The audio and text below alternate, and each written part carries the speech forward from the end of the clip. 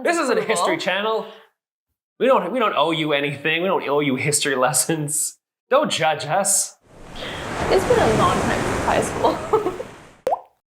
What's up, everybody? Welcome back to the channel. I'm Mike. And I'm Kim. And you're watching Tabletop Turtle. So today we're going to be reviewing Wayfarers of the South Tigris by S.J. McDonald and Shem Phillips, the dynamic duo.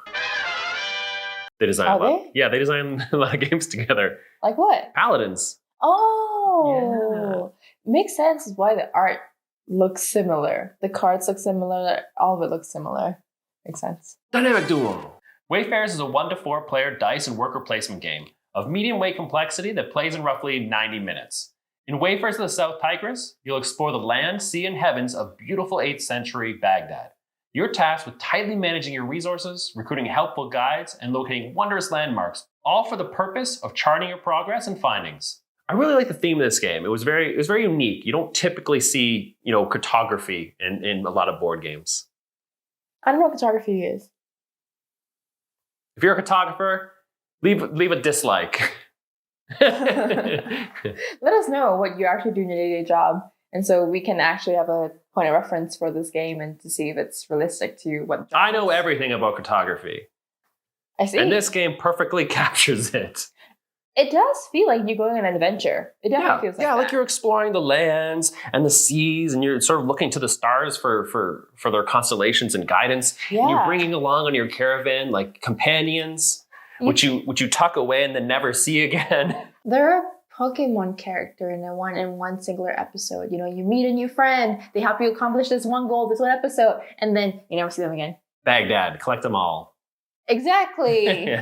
But I do agree the theme is crazy good in this game. Mm-hmm. Even the exploration, it genuinely feels like, okay, I need to go to get my little badge that says that I've seen 2 different mountains. All right, I got mountain badge. And I'm a big fan of the sort of like the long-term objective of the game, which is to essentially gather these space cards. And I think that fits the theme really well because it seems to me something somewhat profound with, you can get all these land cards and sea cards, and a lot of them provide you these sort of resources, right? All these like earthly goods, but it's to the heavens, like that you have to look to actually to get meaning and get basically your score.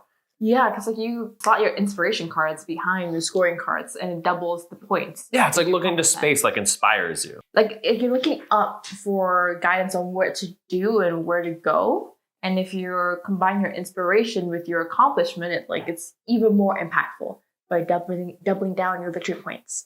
So astronomy. Is this astronomy? What astronomical field of study is this? The stars. It's not astrology, at least. I'm a Leo. I like that this game sort of is a really good like worker placement and like dice placement fusion. And it goes back to what you were saying before about, especially with the icons, but also with like the options that you can do. It is overwhelming, like really overwhelming. It's exciting, but it's overwhelming. If you have all 3 workers, okay, all 3 colors, and you have your dice available, literally everything is open to you. You can place a worker on any of the cards surrounding the table and all of your own cards. And that's hard. Decision fatigue. Yeah. It's only hard because he's an indecisive man. I am not. I always make the right decisions and I always make them fast. Always. And I disagree with both those statements, but I believe that from another video. Yeah, that dice placement thing. This seems to me pretty unique for a game. I know there's a lot of games that have sort of like, well, okay, first you have your basic dice manipulation where it's like you get a +1 or a -1 to your dice. And then you have a bit more advanced dice manipulation, which is really fiddly, which is like actually literally physically putting on new sides of your dice. It's really awkward. But this does it really well. You have their dice tableau, and you get these upgrades, and then you get this really cool spatial puzzle because, if I want to really beef up my 1, I can sort of figure out, okay, well, how do I place these to optimize my 1? It's so freeing to know that your opponent that is a hoarder and that will do anything to block you from getting things you need won't be able to stop you from building out your puzzle, your caravan, the best way that your strategy allows you to. Expansion idea. Shem, make it so that I can mess with people. I'd buy it. I would say for an expansion though, the thing that I'm really missing on is if he There's a lot of stuff in here. I don't know what you need for expansion. if he buys a card that I really want, and that card has a special action, right? And it's a thick deck of cards. So I might never get to see the action pop up again. I would love for an expansion, some type of expansion to allow for me to use his action space. Even if it's like a specific type of card, it's like a special ability, a one-time ability, you put your dice on one of his action spots to do that. That'd be a good way to add a bit more variability to this game. I mean, this game has tons of variability. Tons and tons of variability. That's what I'm saying. I see. Brilliant. But yeah, that would be pretty cool. So playing with him, very often, there aren't many free workers around. And so I only like have to my hoard dice. them. Exactly, he's a hoarder. I'm a spiteful player. Yes, he is. I'm so glad he's finally being honest with you guys. Interaction.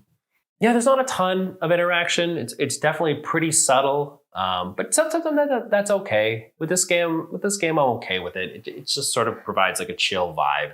You know, you're building your pretty landscape, your pretty skies, and it's okay. There's some interaction in this game, but like we said, it's very minimal. It's area control here, the little influence markers, but yeah, even though there is air control, like I do like a lot of games when there's not too mean or aggressive, right? Like there's no meanness in this game. Maybe the influence markers. Very little meanness. I find a way to make the game mean.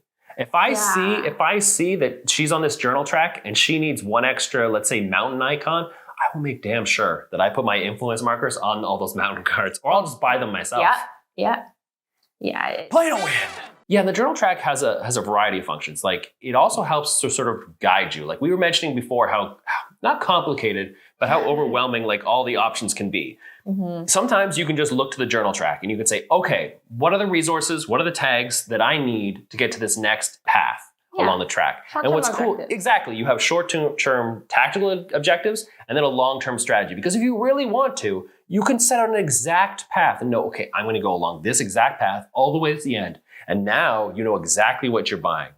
The other cool thing with the journaling track is the fact that this is how the game ends. You go along this track and the game ends when one player gets to last place and then everybody gets one more turn. But what's cool is the tension it creates, because it's sort of like an arms race, because I don't want to rush the game, but then I'll see Kim like creeping forward and I'm like, oh shit. Oh, I'm like, oh crap. Now I got to start advancing.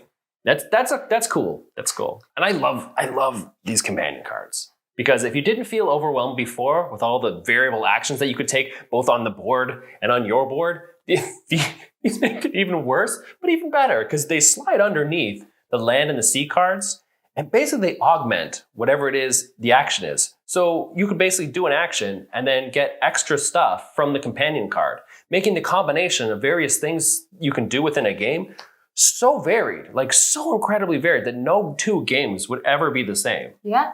Ever. Yeah. That's cool. Well done, Shemmy boy. That's what I call him. Because you're friends now. Yeah, we're best friends. Call him old Shemmy boy.